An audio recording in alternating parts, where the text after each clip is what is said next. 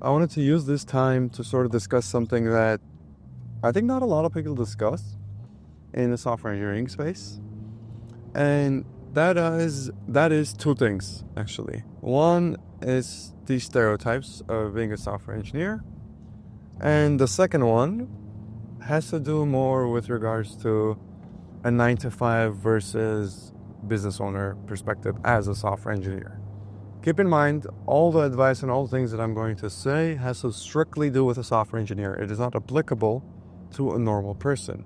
Furthermore, not just any software engineer, but I am speaking to specifically the senior software engineers who are already in a decent enough situation with regards to making, let's say, 6 figures a year, if not more, at a decent paying job, at a decent company, at a decent position. Okay? I'm speaking specifically to those people. Essentially myself from a few years ago. This is why I'm making this video, for those who were in my exact position. First point I'm going to cover is with regards to stereotypes. Now, there's a lot to unpack here, but you might be wondering, first thing on your mind is, okay, who is this guy in the first place? And second, why is he talking about stereotypes as a software engineer, and what do you mean by stereotypes? So first and foremost, a little about myself, just so you understand where I'm coming from and who I am and why I'm in a Ferrari, why I'm in a Monaco and I'm driving to comp. I started, just like many of you, as a regular programmer. I was a developer for my robotics team, spent a few years there, then went on into actually getting a UCLA human conscious research opportunity, from the non-moving into NASA as a computer engineer, from the non-moving into Fortune 500 as a software engineering consultant. I climbed the corporate ladder as a software engineering consultant to senior and then to manager, all within 3 years, having record-breaking promotions at the firm that I was working at, and nobody else really had that same exact promotion record. And the reason that I'm speaking on this stereotypical sort of subject is because when I was a manager, I remember very suddenly I became a manager of people who were mentoring me. So individuals who were 20, 30 years my senior, who had children who were older than me, very technically adept, and yet I was their direct manager. They were reporting back to me. I was in charge of leading projects, and I was in charge of sort of navigating and using the resources, in this case resources being them. And I know it's a messed up term, but that's exactly how they told us to refer to them. When I became a manager, one of the first meetings that I had was learning about how to properly utilize your resources, how to properly optimize the resources you have. And resources, they refer to the junior and the senior developers. The reason I'm going to talk about stereotypes is because when I became manager and I saw people in their late 40s, early 50s, sort of just accepting me as their manager, it felt wrong to me. Part of the reason was because I wanted to kind of be formal with them. That's how I was taught, that's how I was raised. When somebody's older than you, especially 20, 30 years your senior, you speak formally to them. And yet I was put in a position of power where I had more authority than them, I was in charge of them, and at the same exact time, they were older than me.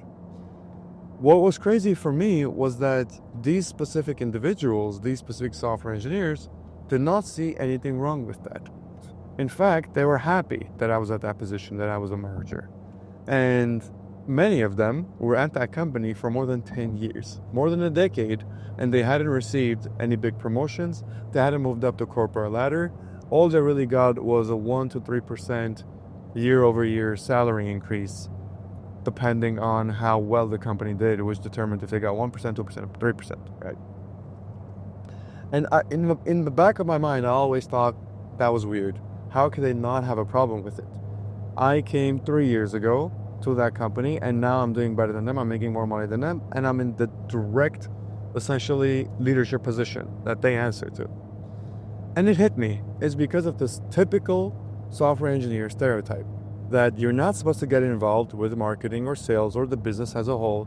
You're not supposed to get involved with management. You're not supposed to get involved with the business side of things. You're supposed to sit behind your computer and just code and use your technical skills to write lines of code that solve a specific problem and then go back to what it is that you were doing, be it watching Netflix or some of your other hobbies. Most often than not revolve around playing video games. But in essence, if I had to describe what the typical stereotype of a software engineer was, and this might sound a little weird and insulting, but I don't mean it that way. I mean it strictly just to kind of help you understand the image that I have. It's sort of like the life of a hermit. What does a hermit do? A hermit isolates himself in a room or in an office, let's say, and does not seek any outside contact. And this is exactly what many of the software engineers that I was leading, it felt like they were sort of hermits, right? And I don't mean it in a negative manner. I just mean it in what I observed. Many of them had families and kids, but they were living very normal, stereotypical lives, right? They were a software engineer who, in many cases, and I'm going to have to reach over, part of there. Here's a listed car. There we go. Good thing we have long arms, or that would have been more difficult than it needed to be. These are like the tolls in Europe that you constantly have to go through. Anyways, back to the point. These engineers that were living these stereotypical lives, I remember when I decided to quit and pursue business, I talked with my technical mentor from the time. He was a senior developer. Well, he became an architect shortly after I left, actually, so he did get his promotion, but way too late. He was at the firm for over 20 years, I believe, and there was not a single problem that I faced, technically speaking, that he was not able to solve. I thought he was a genius. And I remember talking with him. I said, did you not feel that it was wrong that I came after you and I started making more money than you and you were directly reporting to me? He said, oh no, you were like a good person, blah, blah, blah. I had no problem with it. I'm like, okay, but if I wasn't such a good person, let's say I was a complete a-hole, would you have a problem with that? And he said, yeah, I would. I'm like, so the only reason you didn't have a problem was because I was a nice guy and I quote unquote deserved it. He's like, yeah. And then I dug even deeper. I'm like, okay, let's assume that you didn't know me and I was just neutral. Well, do you think what happened was fair? And then he gave his honest thoughts. He said, no, I don't think what happened was fair because I've been at this company for this many years, right?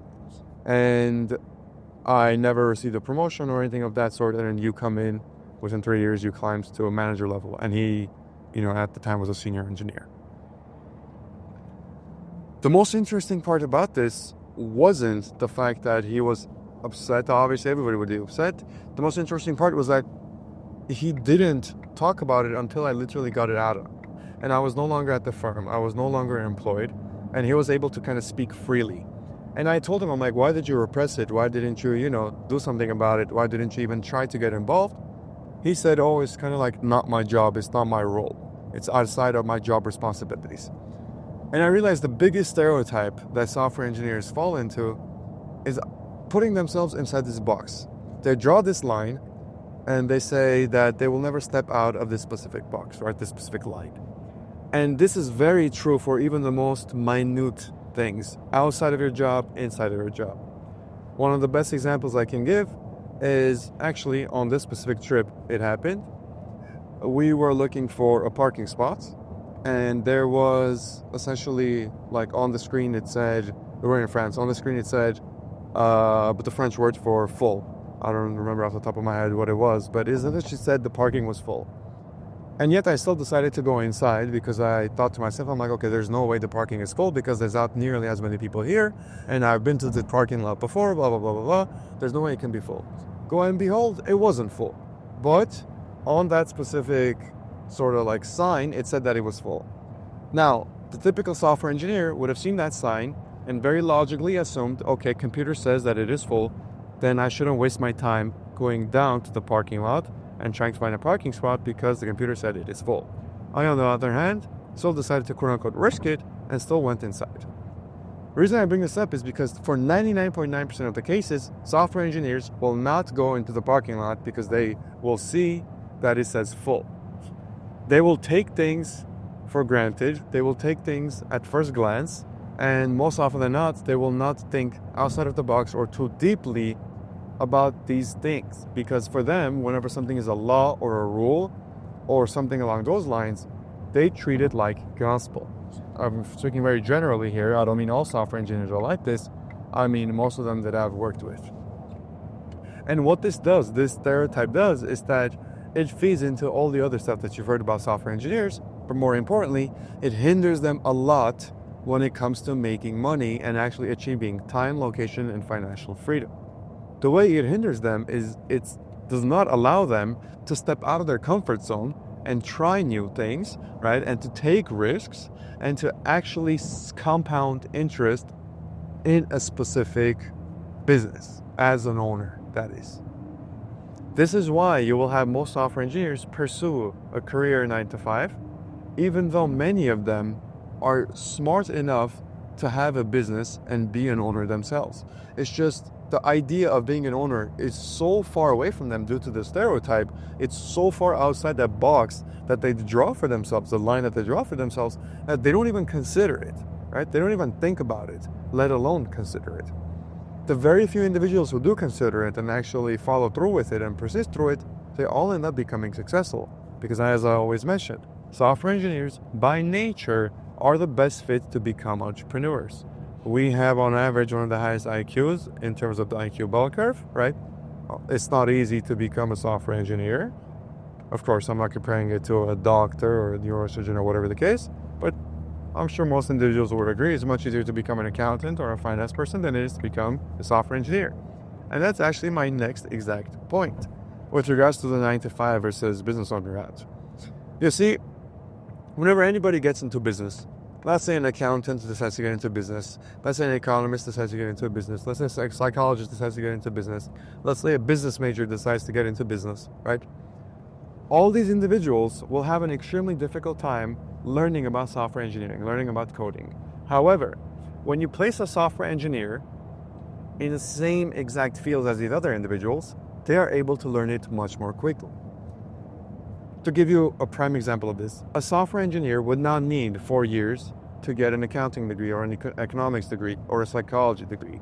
However, a psychologist or an economist, right, or an accounting major will need possibly a lot more than 4 years, if at all, they will be able to do software engineering. So it's easier to teach a software engineer about finance, about marketing, about sales, about all these other skills than it is to teach any other major, any other individual about software engineering. So this is the inherent advantage that comes into play, and this is why the stereotype that I talk about hinders so many software engineers, is because they don't realize this. It doesn't allow them to realize this very simple fact that, hey, you are best fit to become a business owner. You do have the capability to do everything that you want to do. And if there is a skill that you are lacking, guess what? You are still the best person to learn that skill in a quick manner such that you can put it to use. Because if you place anybody else in your same exact situation, they will be at a disadvantage because you underestimate, right, the knowledge you have when it comes to coding and software engineering in general and logical and first principles thinking. To kind of recap what I've been talking about and why I'm so kind of passionate about this, it's like I mentioned, this entire trip that I've been doing, right? Just driving from Monaco to Cannes in a Ferrari. Nobody ever guessed that I was a software engineer. Nobody. They said, you don't fit the stereotype. And I kept asking to each different person, what stereotype, what stereotype, what stereotype, right? And each person gave a different image of what they thought the typical, stereotypical software engineer was. So this is what I mean. Do not fall into the typical, stereotypical software engineer. Break out of that mold. Don't box yourself into this specific thing that you are and actually try to branch out. Just because you're a software engineer doesn't mean you have to start a SaaS as a business. It doesn't mean you have to sit on your butt all day in front of your computer and try to develop the next Google or the next Facebook. It doesn't mean that you have to go to a 9 to 5, you have to find a remote position and you have to climb the corporate ladder. It doesn't mean any of these things. This is just what most people have done. This is what most people have decided their life should look like. But that does not mean that you currently watching this video need to adopt the same exact mindset. What you should do is try to break out of the mold of the stereotypical software engineer. So spend your time to learn marketing skills, to learn sales skills, to learn more about the business, especially if you're currently at a 9 to 5, to learn more about the business impact that you create with your own software, with your own code. And do everything in your power to really branch out and become an owner yourself. Learn to rely on yourself, not on somebody else for an income. And once you do that, you'll be able to achieve any type of financial location or time freedom that you aspire to one day achieve, right? And I'm not only speaking from experience, But I'm telling you, this is a proven thing that I've consistently seen. I've had calls with over thousands of software engineers, and I've mentored personally, one-on-one, already dozens. And every single one of them always had sort of the innate ability to do a lot more than they thought they could. And if you see some of the individuals that I've mentored, right, you can check out probably in the description below or at the end of this video. Marco, John, Sandra, Dom, all these individuals, they all had the capability, the innate ability to already do what it is exactly they're doing without me having to teach them anything new when it comes to technical skills or very specific skills. Sure, they learned marketing, sales with a little bit of my help, but at its core, as a software engineer, they were already more than capable enough to get to where they currently are. All I really did was simply help guide them, give them the rope, right, and be there to help them be accountable. And this is what I believe every single software engineer lacks. They have so much potential that simply goes wasted. And it hurts me to kind of see that, because I just think back to myself. The software engineer 4 or 5 years ago who was in that same exact position, wasting his best years working at a corporate company, making his bosses rich while he was being exploited for labor, right? And you might think that's too much of a doomsday analogy. It's not actually like that. You should still be grateful you're making 6 figures, blah, blah, blah, blah, blah. Yeah, but I just told you that you are capable of a lot more. So why would you sort of neuter yourself? In a sense, that's exactly what it is if you continue staying at a 9-to-5 and you don't try to step out of your comfort zone and actually start something and become an owner. That's exactly what it is you're doing. So I know went on a little bit of a rant there, but hopefully the points that I wanted to get across actually did come across properly. Because if you actually follow everything I said to the T, you will one day, hey, maybe next time I come to Monaco, I'll be able to see you in your own Ferrari.